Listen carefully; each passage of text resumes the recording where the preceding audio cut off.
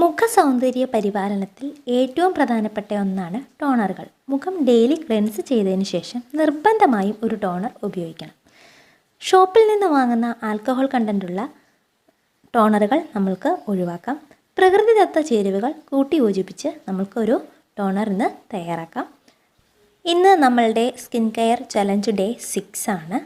ഇന്ന് നമ്മൾ ഒരു പ്രകൃതിദത്ത ടോണറാണ് നിങ്ങൾക്ക് വേണ്ടി ഞാൻ തയ്യാറാക്കുന്നത്. ടോണർ ഉണ്ടാക്കാൻ വേണ്ടിയിട്ട് ഞാനിപ്പം ഏകദേശം വലിയ 2 തണ്ട് കറ്റാർ വാഴ ഞാൻ എടുത്തിട്ടുണ്ട്. ഇതിൻ്റെ 2 വശത്തെയും മുള്ള് നീക്കിയ ശേഷം പരന്ന ഭാഗം നോക്കി സ്കിന്ന് റിമൂവ് ചെയ്യുക. അതിനുശേഷം ഒരു സ്പൂണോ ഉപയോഗിച്ച് ജെല്ല് സ്കൂപ്പ് ഔട്ട് ചെയ്യുക. കറ്റാർ വാഴ വരണ്ട ചർമ്മത്തെ ശമിപ്പിക്കാൻ സഹായിക്കുന്ന ചർമ്മ സംരക്ഷണ ചേരുവയാണ്. കറ്റാർ വാഴ ചർമ്മത്തിന് മതിയായ ഈർപ്പം പകരുന്നു.